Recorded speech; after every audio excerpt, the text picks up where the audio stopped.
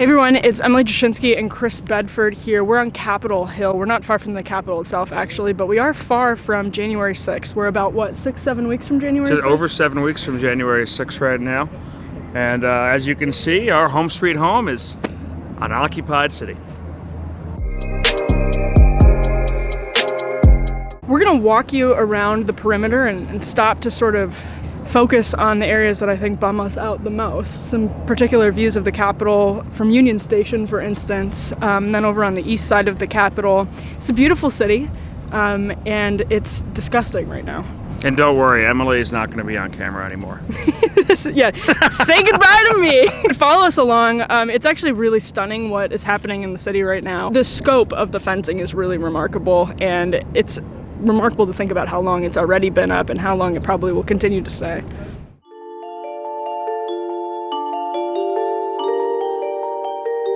I'm standing right here in front of St. Peter's Catholic Church, which is a very popular, beautiful church on the hill. And if you come around here, this is where the line starts to end.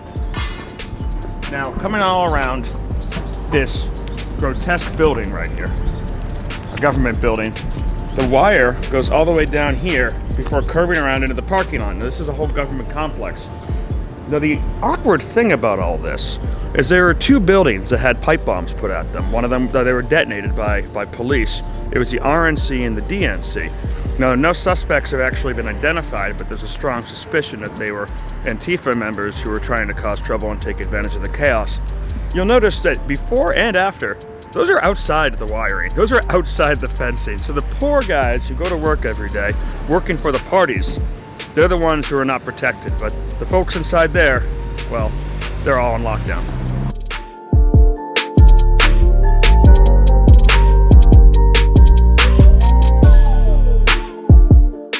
Yeah, I'm standing here on the street that I live on, and right behind me you can see that's Pennsylvania Avenue.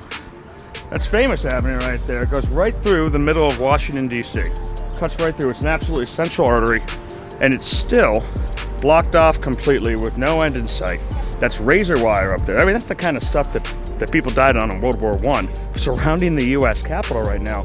It goes all the way down for as far as you can see, basically, almost to Union Station, where around the Supreme Court, around all these buildings, there are soldiers who are here because they've been told to be here through no fault of their own, serving the country, who are walking up and down with automatic weapons holstered around their shoulders.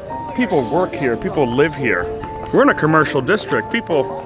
This is all residential right over behind me, and behind you, and over here are restaurants and bars. I mean, this is a central artery of Washington, D.C., where commuters come through. There's no end in sight.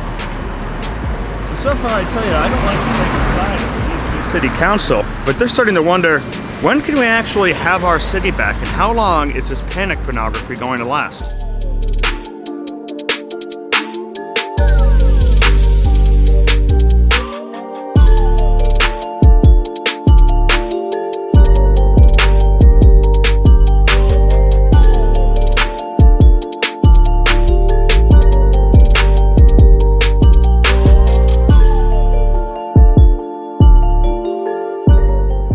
On going and going and going for miles and miles of razor wire and fencing. And here we are at Union Station, an absolutely gorgeous entrance to Washington, D.C., where travelers have come in from the north for years. And that is what they should be looking at, the U.S. Capitol.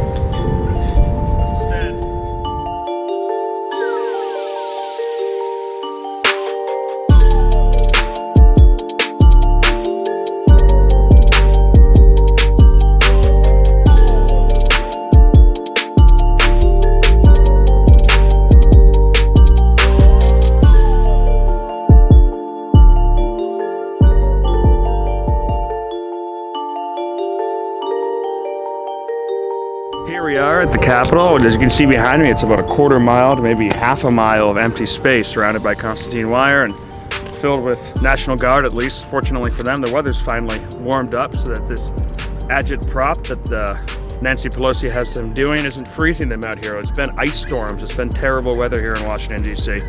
Now, usually on a day like this in the spring, this would be packed. The National Mall would be filled with people, whether they're picnicking or approaching lunch or going to the museums or school kids coming to the town. Who wants to come to the US Capitol now? It's locked down.